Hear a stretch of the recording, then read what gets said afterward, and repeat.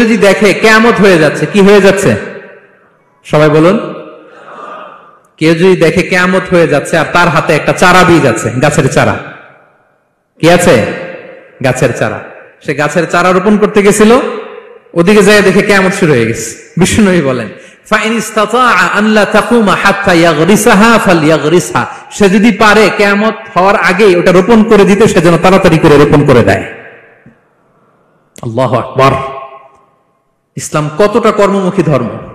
কিয়ামত শুরু হয়েছে, বিষ্ণু বলেন তার উপর কিয়ামত আসার আগে সে যদি চান্স পায় চারা বীজটা যেন রোপণ করে দেয়। আর আমরা এখন আখিরুজ জামান, দাজ্জাল আসবে, কিয়ামত হয়ে যাবে, 2025 সালেই হবে, এগুলো বলে কাজকর্ম সব বন্ধ করে দিচ্ছে। এরকম ডাকাইত আছে না নাই? হ্যাঁ বলেন, আছে না নাই? তা আখিরুজ জামান কি আপনারা এটা শিখায়, এই লেসন শিখায়? আখিরুজ জামান আসবে, দাজ্জাল আসবে, তো আপনার সমস্যা কি? দাজ্জাল আসবে দেখেই তো আপনাকে বিজনেস করে এমন টাকা কামাইতে হবে যাতে করে দাজ্জাল আসলে আমি আমার অর্থ দিয়ে মুজাহিদিন ভাইদেরকে সহায়তা করতে পারি। দাজ্জাল আসবে তো আপনার প্রবলেম কি? আপনার বডি বিল্ডিং করতে হবে, আপনার ফ্যামিলিকে তারবিয়া দিতে হবে, আপনার সোসাইটিকে সমৃদ্ধ করতে হবে, আপনাকে সভ্যতার কারিগর হইতে হবে। আপনার সব কাজ আপনি আরো বাড়াই দিবেন দাজ্জালের প্রশ্ন আসলে। এখন দাজ্জাল আসবে, 25 সালেই আসবে, 26 সালেই কিয়ামত হবে। কি হবে ক্যারিয়ার দিয়ে, আর কি হবে ব্যবসা করে? এরকম আছে না নাই? এরকম করা যাবে? বিশ্বনবী কি বললেন? কিয়ামত হইতেছে, তুমি দেখতেছো চাক্ষুষ বিলা আয়ান, দেখতেছো কিয়ামত হইতেছে, আর তুমি গাছ লাগাইতে গেছিলা। যদি সুযোগ হয় কিয়ামত হওয়ার আগে আগে কি করো? গাছ লাগাও। সুবহানাল্লাহ পড়বেন না? প্রিয় ভাইয়েরা, আমরা যেন পরিশ্রমী হই, আমরা যেন কর্মঠ হই, আমরা যেন অলস না হই। বিষ্ণু ইসলাম অলসতা থেকে আল্লাহর কাছে পানাহ চাইতেন। আল্লাহ আমাদেরকে বোঝার তৌফিক দান করুক, আমরা পড়ি আমিন। আল্লাহ নবী সাল্লাল্লাহু আলাইহি ওয়াসাল্লাম শুধু পরিশ্রম করতে বলেছেন এমন নয়, তিনি পরিশ্রমীদেরকে পছন্দ করতেন। এক সাহাবীর সাথে তিনি মুসাফা করলেন, দেখলেন হাতটা বড্ড খসখসে, তিনি শ্রমিক, শ্রমজীবী সাহাবী। এটা যখন তিনি শুনতে পেলেন, তিনি পরম মমতায় আলতো করে ওই সাহাবীর, শ্রমিক সাহাবীর হাতে তিনি চুমু খেলেন। আল্লাহু আকবার। এবং ওনার আন্ডারে যারা কাজ করত তাদের সাথে বিষ্ণু ইসলামের যে আচরণ, ওনার যে শ্রমিক, ওনার যে খাদেম, তাদের সাথে বিষ্ণু ইসলামের যে ডিলিং শুনলে আপনি অবাক হয়ে যাবেন, অবাক হয়ে যাবেন। আপনি কারো ব্যাপারে যদি রিয়েল ইনফরমেশন চান, আপনি কয়েকটা জায়গায় নক করতে হবে। এক নাম্বার, ধরেন যে একজন বড় সাহেব, তার আসল তথ্য যদি চান তার বউকে জিজ্ঞেস করেন। কারে জিজ্ঞেস করবেন? ওয়াইফকে জিজ্ঞেস করবেন, স্ত্রীকে, আসল তথ্য পাবেন। 2 নাম্বার, তার বাড়ির দারোয়ানকে জিজ্ঞেস করবেন। কাকে? 3 নাম্বার, তার ঘরের কাজের বুয়া, সব জানে উনি, ওই কাজের বুয়া থেকে রিপোর্ট নেবেন, ঘরে যে কাজ করে। 4 নাম্বার, তার ড্রাইভার, দারোয়ান, কাজের বুয়া, ওয়াইফ, এদের কাছ থেকে যদি আপনি জিজ্ঞেস করেন, ফলের বিড়াল বেরিয়ে আসবে। ঠিক কিনা বলেন? তো আসেন বিষ্ণু ইসলামের যে খাদেম, কর্মচারী, তারা একটু জিজ্ঞেস করি বিষ্ণু ইসলামের আচরণ কেমন ছিল। বিষ্ণু ইসলামের খাদেমের নাম হচ্ছে আনাস রাদিয়াল্লাহু আনহু। আলহামদুলিল্লাহ, খাদিমুর রাসূলিল্লাহ, বিষ্ণু ইসলামের খাদেম। আসলে ওনাকে জিজ্ঞেস করি যে বিষ্ণু ইসলামের আচরণ কেমন ছিল। আনাস রাদিয়াল্লাহু তাআলা আনহু বলেন, খাদিমতুন নবিয়্যা 10 সিনিন, আমি বিষ্ণু ইসলামের 10 বছর খেদমত করেছি, 1-2 বছর না, 10 বছর বিষ্ণু ইসলামের খেদমতে আমি নিয়োজিত ছিলাম। ফামা ক্বালা লি লিমা সানা'তা ওয়ালা লিমা লা সানা'তা, 10 বছরের মধ্যে একদিনও কখনো বলে না, এ আনাস এটা কেন করলা, এ আনাস এমনটা কেন হলো, এটা কেন করলা না, একদিনের জন্য বলে নাই। কেন এটা করছো, কেন এটা করো নাই, এরকম কোন প্রশ্ন আমাকে কোনোদিন করে নাই। সুবহানাল্লাহ পড়ে। আনাস রাদিয়াল্লাহু তাআলা কি ভুল করেন নাই? করছেন। ছোট মানুষ তো, একেবারে ছোট বাচ্চা ছিলেন। ওনার আম্মা যখন আনাস রাদিয়াল্লাহু তাআলাকে নিয়ে আসছে, বিষ্ণু ইসলাম মক্কা থেকে হিজরত করে মদিনায় আসলেন, সবাই বিশ্বনবীকে ঘিরে ধরলো, সবাই বিশ্বনবীকে সালাম দেয়, মুসাফা করে, হাদিয়া দেয়। আনাসের মা চোখের পানি ছাড়ে, বিশ্বনবীর কাছে লজ্জায় এসে বলে, ইয়া রাসূলুল্লাহ, সবাই আপনাকে উপহার দেয়, সবাই আপনাকে হাদিয়া দেয়, আমি আপনারে কি হাদিয়া দেব? হাদিয়া দেওয়ার মতো কিছু নাই, আমার এই কলিজার টুকরা আনাস ছাড়া, আমি আনাসকেই আপনারে হাদিয়া দিয়ে দিলাম। ইয়াখদুমুকা ইয়া রাসূলুল্লাহ, হে নবী, আনাস আপনার খেদমত করবে, আপনার ওযুর পানি এনে দিবে, আপনার মেসওয়াকটা এনে দিবে, আপনার জুব্বাটা এনে দিবে, আমি আমার কলিজার টুকরা, আমার নাড় ছেঁড়া ধন আনাসকেই আপনারে উপহার দিয়ে দিলাম। আনাস রাদিয়াল্লাহু তাআলা বিষ্ণু ইসলামের সাথে থাকতেন, ওযুর পানি এনে দিতেন, জামা এনে দিতেন। বিষ্ণু বললেন, আনাস আমার ওই জুব্বাটা নিয়ে আসো। ছোট্ট আনাস জুব্বা আনতে যে মদিনার বাচ্চারা খেলতেছে, আমাদের দেশে যে খেলে, কুতকুত খেলে, চারা খেলে, এইটা খেলে, সেইটা খেলে, ওই খেলাধুলা দেখে নবীর জামা আনার কথা উনি ভুলে গেলেন। বাচ্চাদের সাথে দাঁড়িয়ে খেলা দেখতে আরম্ভ করলেন। এখন সময় গড়িয়ে অনেক হয়ে গেল, আনাসও আসে না, জুব্বাও আসে না। ঘটনা কি? বিষ্ণু ইসলাম বললেন, যাই নিজের জামা নিজে নিয়ে আসি। তো বের হলেন, যে দেখে সর্বনাশ, আনাসকে পাঠাইছি জুব্বা আনতে, আনাস দেখিয়ে দিকে খেলার মধ্যে মগ্ন হয়ে আছে। বিষ্ণু ইসলাম কিছুই বললেন না, চুপ করে যে উনিও আনাসের পিছনে এভাবে দাঁড়িয়ে রইলেন, কিছুই বলে না। তো আনাস খেলা একবার এদিকে দেখে, একবার ওদিকে দেখে, একবার এদিকে ঘুরতে ঘুরতে হঠাৎ দেখে পিছনে কে? স্বয়ং বিশ্বনবী। আল্লাহ, বিশ্বনবীর দেখে তো আনাস রাদিয়াল্লাহু তাআলার কলিজাটা এখানে চলে আসছে ভয়। হায় হায়, আজকে খবর আছে। হায় হায়, আমার না যুদ্ধ আনতে বলছিল, আমি কি কাজ করলাম? ভয়ে আটকে উঠছে। বিষ্ণু ইসলাম ধমক দেয় নাই, পিট্টি দেয় নাই, কিছু করে নাই, শুধু একটা মুচকি হাসি দিয়েছে। আনাস রাদিয়াল্লাহু তাআলা আনহু বলে, বিশ্বনবীর সেই দিনের মুচকি হাসির শাসন মৃত্যুর আগ পর্যন্ত আমাকে সোজা রাস্তায় রেখেছে, আর ডানে বায়ে করি নাই কোনোদিন। তার মানে শাসন করতে জানলে ব্যাট মারা লাগে না, শাসন করতে জানলে গায়ে হাত তোলা লাগে না, শাসন করতে জানলে মুচকি হাসি দিয়ে শাসন করা যায়, ঠিক কিনা বলেন? বিশ্বনবীর মুচকি হাসির শাসন আনাস রাদিয়াল্লাহু তাআলা আনহুকে আজীবন সোজা রাস্তা রেখেছে। তাহলে শ্রমজীবীদেরকে বিষ্ণু ইসলাম কতটা সম্মান করতেন, শ্রদ্ধা করতেন, ভালোবাসতেন, বুঝতে পারছেন সবাই? প্রিয় ভাইয়েরা, লেবার রাইটস ইন ইসলাম, ইসলামে শ্রমিকের অধিকার। শ্রমিকদেরকে ইসলাম কমপক্ষে 7টা অধিকার দিয়েছে। কয়টা? 1 নাম্বার, ইসলাম একজন শ্রমিককে প্রথম যে অধিকারটা দিয়েছে সেটা হচ্ছে কাজ শেষে, শ্রম শেষে তার পারিশ্রমিকের অধিকার, মজুরি পাওয়ার অধিকার, কাজ শেষে বেতন পাওয়ার অধিকার। কাজ করেছেন তো আপনি বেতন পাবেন, এটা আপনার অধিকার। বেতন বা পারিশ্রমিক এটা একটা কর্মজীবীর অধিকার। আপনার কোম্পানির মালিক যে আপনার বেতন দেয়, এটা কি দয়া করে? করুণা? তো এটা যদি করুণা হয়, সে যে আপনার কাজ করে দেয়, এটাও তো করুণা, এটা তার বড় করুণা, কি বলেন? আপনি যে স্যালারি পে করেন, এটা যদি করুণা হয়, সে যে পরিশ্রম করে, সে তো আরো বড় করুণা করে আপনারে, তার কারণে তো আপনার কোম্পানি টিকে আছে, ঠিক কিনা বলেন? তাহলে এটা করুণা নয়, এটা শ্রমিকের অধিকার। এবং বিশ্বনবী সাল্লাল্লাহু আলাইহি ওয়াসাল্লামের সেই ঐতিহাসিক বাণী, তিনি বলেছেন, আতুল আজীরা আজরাহু ক্বাবলা আন ইয়াজিফা আরাকু, ঘাম শুকিয়ে যাওয়ার আগে শ্রমিককে তার পারিশ্রমিক বুঝিয়ে দাও। সুবহানাল্লাহ, বিশ্বনবীর ঐতিহাসিক বাণী। এখন জাতিসংঘ আমাদেরকে শিখায় যে শ্রমিকের মজুরি দিতে হবে, অন টাইমে দিতে হবে, স্যালারি দিতে হবে, এই করতে হবে, সেই করতে হবে। মানবাধিকারের কর্মীরা আমাদেরকে শিখায়, তারা শিখানোর 1500 বছর আগে বিশ্বনবী সাল্লাল্লাহু আলাইহি ওয়াসাল্লামের ঐতিহাসিক বাণী, তিনি বলেছেন, আতুল আজীরা আজরাহু ক্বাবলা আন ইয়াজিফা আরাকু, শ্রমিকের ঘাম শুকাবার আগে তার মজুরি পেমেন্ট করে দাও। সুবহানাল্লাহ ওয়া বিহামদিহি। ঘাম শুকিয়ে যাওয়ার আগে মানে অন টাইম, দ্রুততম সময়ে শ্রমিককে তার মজুরি দিয়ে দাও, তার বেতন দিয়ে দাও। যারা শ্রমিককে তার পারিশ্রমিক অন টাইমে দেয় না, স্যালারি অন টাইমে পে করে না, টালবাহানা করে, গরিমসি করে, তাদের ব্যাপারে বিষ্ণু সাল্লাল্লাহু আলাইহি ওয়াসাল্লাম কি বলেন? বিষ্ণু বলেন, 3 শ্রেণীর ব্যক্তি, সালাসাতুন আনা খাসমুহুম ইয়াউমাল কিয়ামা, 3 শ্রেণীর ব্যক্তির বিরুদ্ধে আমি বিশ্বনবী কিয়ামতের দিন আল্লাহর কাঠগড়ায় মামলা দায়ের করব। আমি বিশ্বনবী 3 শ্রেণীর ব্যক্তির বিরুদ্ধে আমি বিশ্বনবী আল্লাহর সুপ্রিম কোর্টের কাঠগড়ায় মামলা দায়ের করব। এর মধ্যে 1 শ্রেণীর ব্যক্তি হচ্ছে রাজুলুন ইস্তাআজারা আজীরান ফাস্তাওফা মিনহু ওয়া লাম ইউতিহি আজরা, কোন ব্যক্তি যে শ্রমিক নিয়োগ দেওয়ার পরে তার কাছ থেকে কাজ বুঝে নিয়েছে কিন্তু তাকে তার প্রাপ্য বুঝিয়ে দেয়নি। এরকম ডাকাত আমাদের সমাজে আছে না নাই?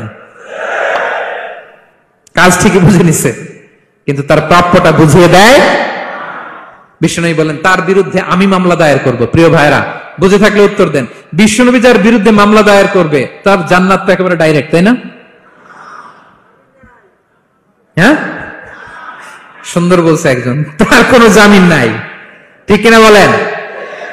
বিশ্বনবী যার বিরুদ্ধে মামলা দায়ের করেছে তার জান্নাতে যাওয়া তো দূর কি বাত, সে জান্নাতের ঘ্রাণও তার নাকে ঢুকবে না, চিল্লায় বলেন ঠিক কিনা?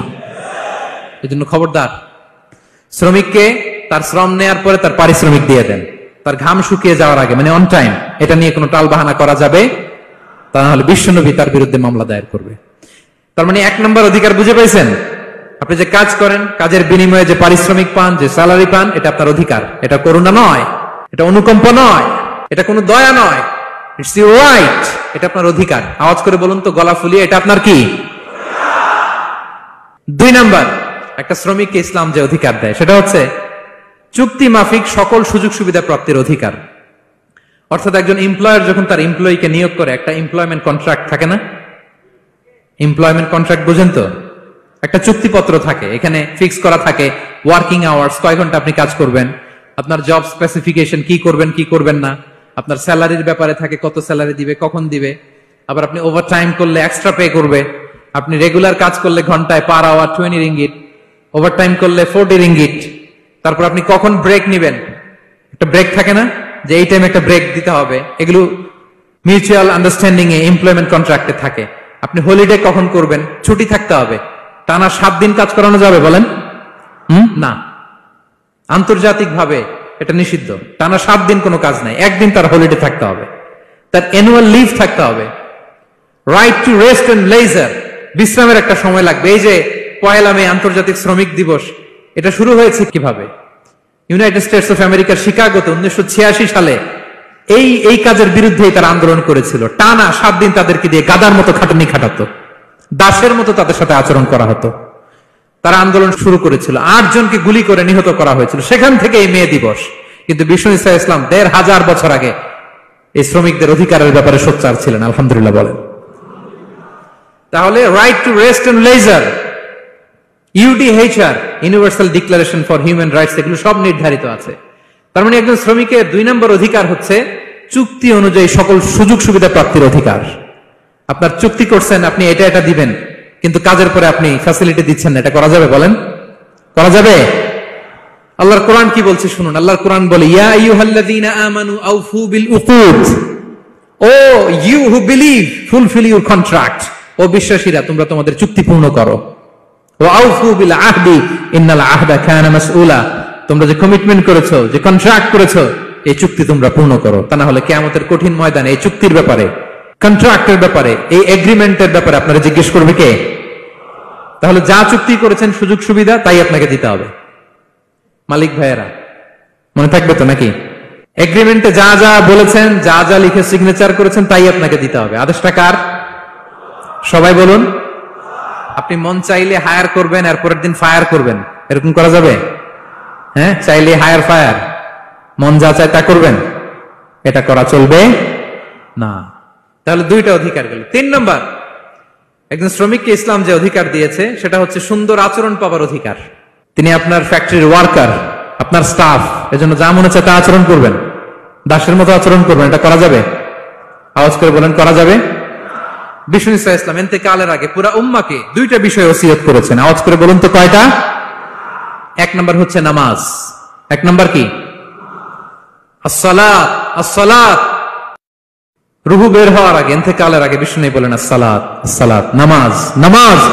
উম্মতেরা নামাজের ব্যাপারে সতর্ক হও। 2 নম্বর তিনি বলেছেন ওয়ামা মালাকাত আইমানুকুম, তোমাদের অধীনস্থ যারা আছে তাদের ব্যাপারে সচেষ্ট হও, তাদের প্রতি সদয় হও, তাদের সাথে খারাপ আচরণ করো না। এটা কখন বলছেন? জুমার খুতবার সময়, সাহাবীদের সাথে গল্প করার সময়, বিবিদের সাথে আলোচনার সময়। কখন? Just right before his death, এখনই রুহু বেরোবে, ইন্তেকালের আগে তিনি বলেছেন উম্মতেরা আসসালাত, নামাজ, উম্মতেরা ওমা মালাকাত আইমানুকুম, তোমাদের কর্মচারীদের সাথে খারাপ আচরণ করো না। তাহলে 3 নম্বর হচ্ছে শ্রমিকদের সুন্দর আচরণ পাবার অধিকার, তাদের সাথে খারাপ আচরণ করা যাবে না। বিষ্ণু ঈসা ইসলাম শ্রমিকদের রাইটস, অধিকারের ব্যাপারে এতটা সোচ্চার ছিলেন, বিদায় হজের মতো, বিদায় হজের যে বাণী, যে ভাষণ, এই ঐতিহাসিক ভাষণেও বাদ যায়নি শ্রমজীবীদের কথা। সুবহানাল্লাহ পড়েন। বিদায় হজের ভাষণে বিষ্ণু বলেছেন আরিকাকুম, আরিকাকুম আতইমুহুম মিম্মা তাকুলুন ওয়াকসুহুম মিম্মা তালবাসুন।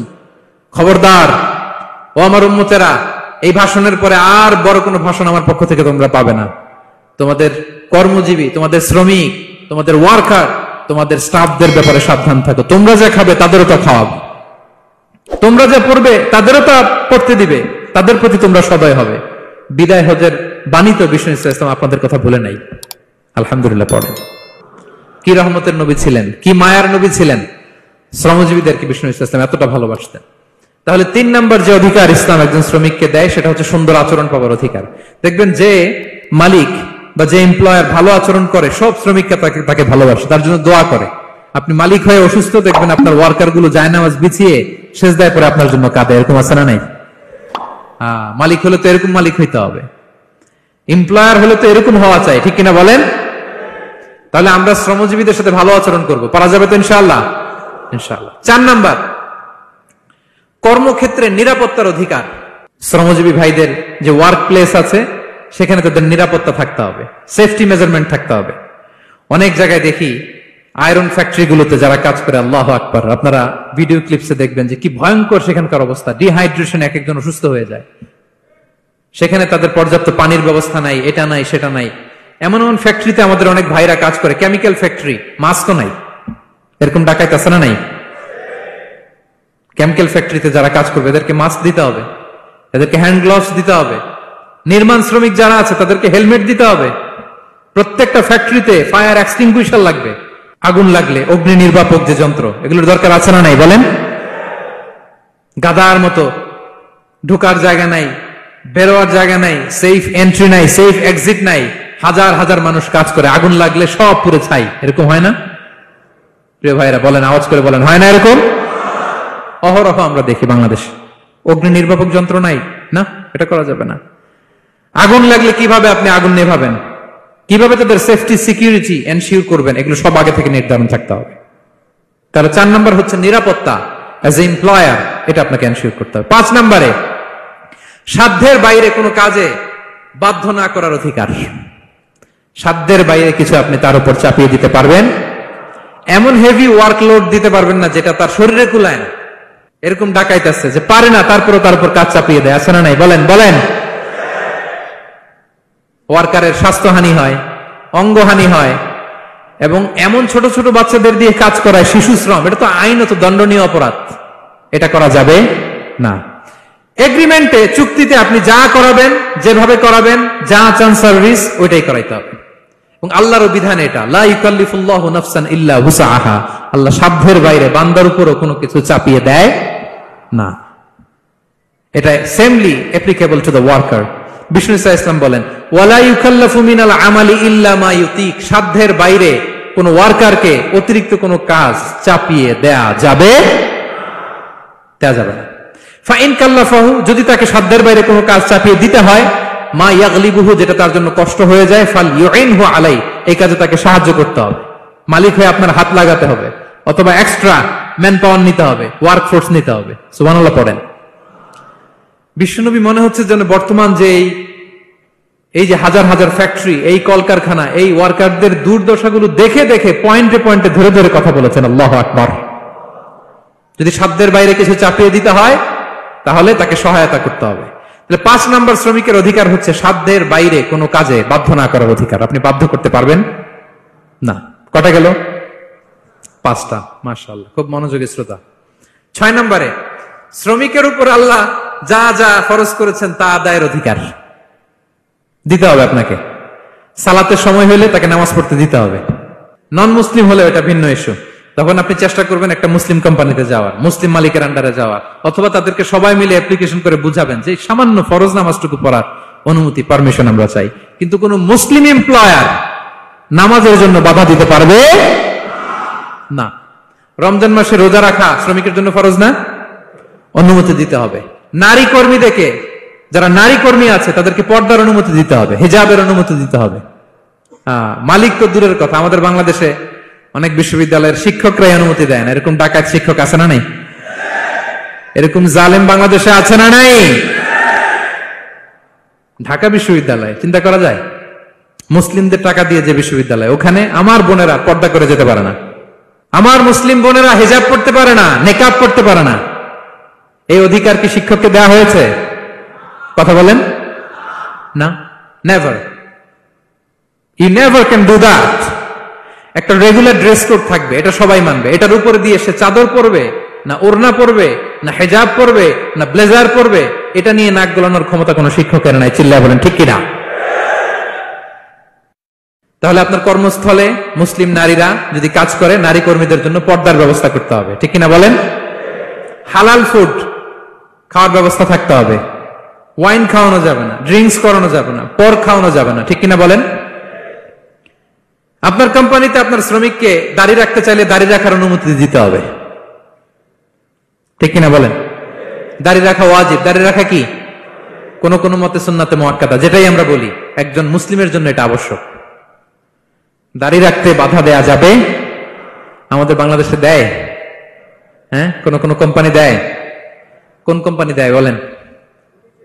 হ্যাঁ, আরম। এই পাওয়া গেছে আরম।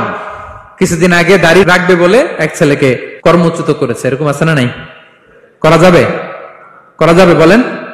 না, দাড়ি রাখার অনুমতি দিতে হবে, নারীদেরকে হেজাব করার অনুমতি দিতে হবে, এটা অধিকার।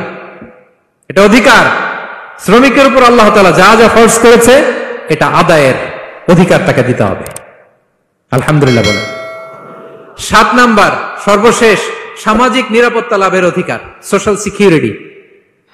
শ্রমিকের পুঁজি হচ্ছে তার শ্রম, তার জীবন যৌবন সব দিয়ে আপনার ফ্যাক্টরিরে একেবারে শীর্ষে নিয়ে গেল, শেষ জীবনে আপনি মালিক তারে ভুলে গেলেন, এরকম আছে না নাই?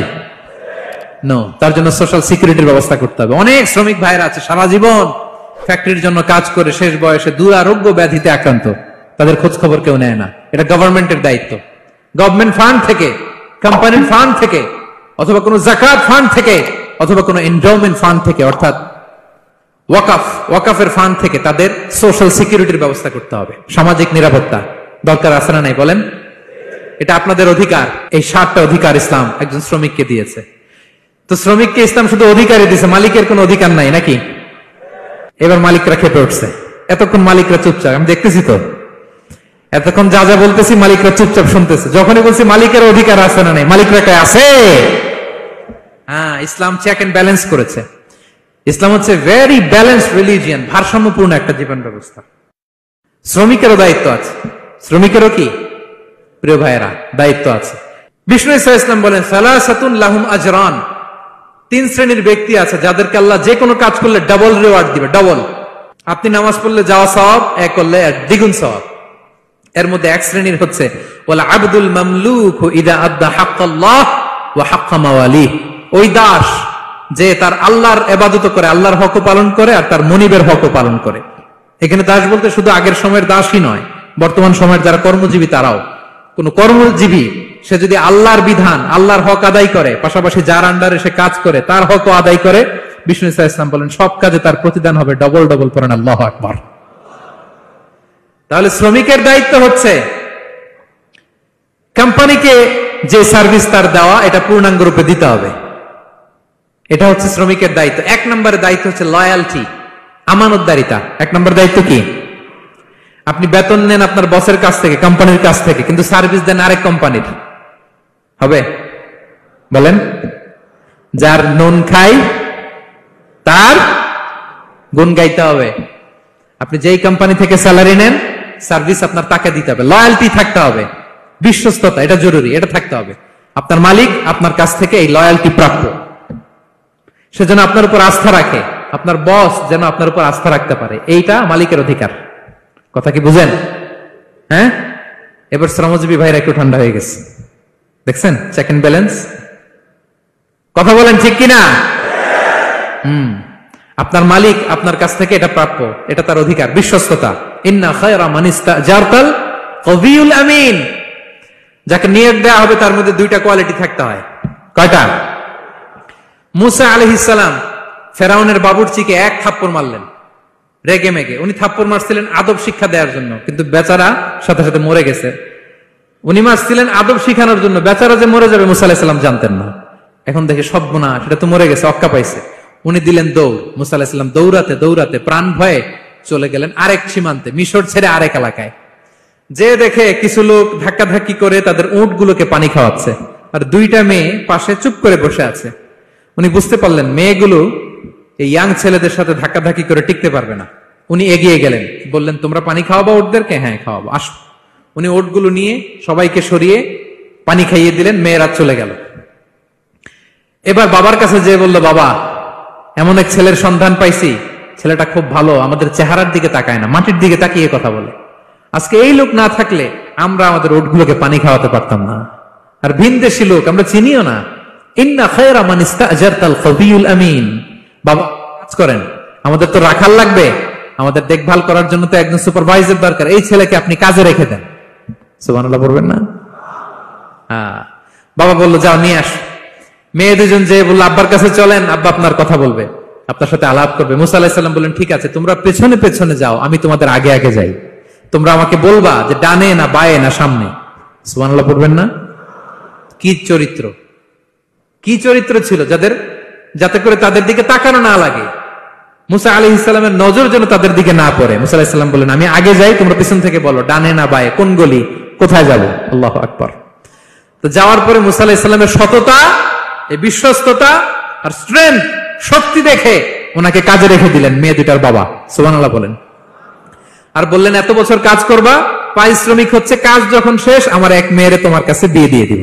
আল্লাহু আকবার। ওনারও থাকার জায়গা নাই, আশ্রয়ের কোনো বন্দোবস্ত নাই, আল্লাহ ব্যবস্থা করে দিলেন। আলহামদুলিল্লাহ পড়েন। তাহলে বিশ্বস্ত হইতে হবে। বিশ্বস্ত যেই তার রুজির ব্যবস্থা করে দেয় কে? এই যে মুসা আলাইহিস সালাম ফেরাউনের বাবুর্চির থাপ্পড় মেরে চলে গেলেন, পরিচিত কেউ নাই, রিজিকের বন্দোবস্ত নাই, কিন্তু বিশ্বস্ততার কারণে আল্লাহ তাআলা রিজিকের ব্যবস্থা করে দিলেন।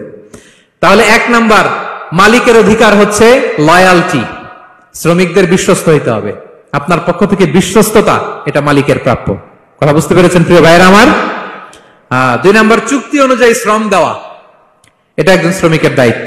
আপনার দায়িত্ব হচ্ছে 8 ঘন্টা কাজ করবেন, আপনি 6 ঘন্টা করেন আর 2 ঘন্টা এটা নিয়ে ইউটিউব, টিকটক, আচ্ছা হ্যাঁ, এটা করা যাবে? 8 ঘন্টার যদি চুক্তি হয় আর আপনি যদি প্রতিদিন 6 ঘন্টা কাজ করেন, আপনি যে পারিশ্রমিক পাবেন এটা হালাল হবে? বলেন বলেন, আওয়াজ করে সবাই বলুন না, হালাল হবে না। আপনার চুক্তি অনুযায়ী আপনাকে শ্রম দিতে হবে, এবং এই চুক্তি অনুযায়ী শ্রম পাওয়াটা একজন মালিকের অধিকার।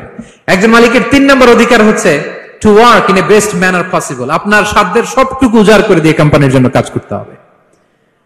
কোন কাজ করলে সর্বোচ্চ ওয়েতে করতে হবে, সবচেয়ে বেস্ট ম্যানারে করতে হবে। অনেকে আছে ধরি তো ধরি না, করি তো করি না, এরকম আছে না? নাই না, ইসলাম এটা বলে না। বিষ্ণু ইসলাম বলেন ইন্নাল্লাহা ইউহিব্বু ইযা আমিলা আহাদুকুম আমালান আইয়ুতকিনা।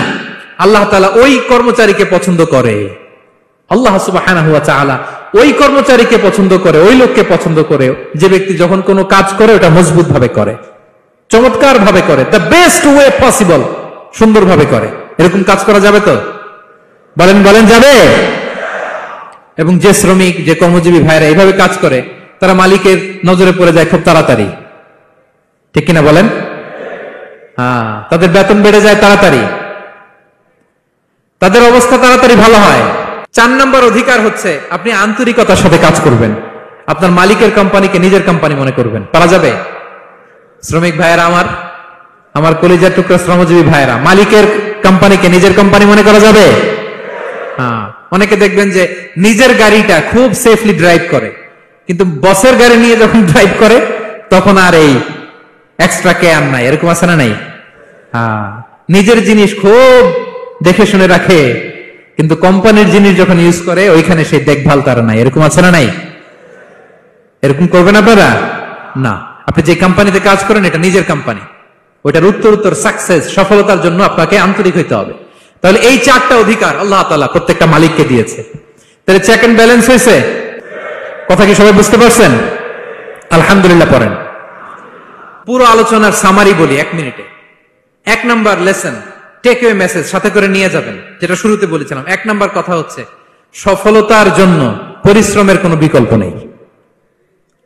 হাড় ভাঙা পরিশ্রম করতে হবে আমাদের ক্যারিয়ারের জন্য, আমাদের ব্যবসার জন্য, আমার চাকরির জন্য আমাদের হাড় ভাঙা পরিশ্রম করতে হবে। কারণ শ্রমে কোনো লজ্জা নেই, পরিশ্রমে কোনো লজ্জা নেই, ঠিক কিনা বলেন? লজ্জা কিসে? অলসতায়। আমরা অলস হব না, অকর্মণ্য হব না, হাত পাতবো না, আমরা পরিশ্রম করে খাবো। 2 নাম্বার কথা, নবীগণ এবং সাহাবাগণ অত্যন্ত পরিশ্রমী ছিলেন, কর্মঠ ছিলেন, তারা আমাদের আইকন, আমরাও পরিশ্রমী হব। ইসলাম শ্রমিকের ব্যাপারে, শ্রমিকের অধিকারের ব্যাপারে এত জোরালো বক্তব্য দিয়েছে, পৃথিবীর কোন ধর্ম এভাবে দেয় নাই, ঠিক কিনা? আমরা যারা মালিক আছি, আমরা যেন আমাদের অধীনস্থ শ্রমজীবীদের প্রতি সদয় হই, তাদের অধিকার আদায়ের জন্য আমরা সচেষ্ট হই। আর আমরা যারা শ্রমিক আছি, কর্মজীবী আছি, আমরা আমাদের মালিকের কোম্পানিকে যেন নিজের কোম্পানি মনে করি, আন্তরিকতার সাথে, লয়ালটির সাথে যেন আমরা কাজ করি। আল্লাহ তাআলা আমাদের কাজে, কর্মে, পরিশ্রমে, ক্যারিয়ারে, চাকরিতে ব্যবসায় ভরপুর বারাকা দান করুক। আওয়াজ করে পড়ুন আমিন।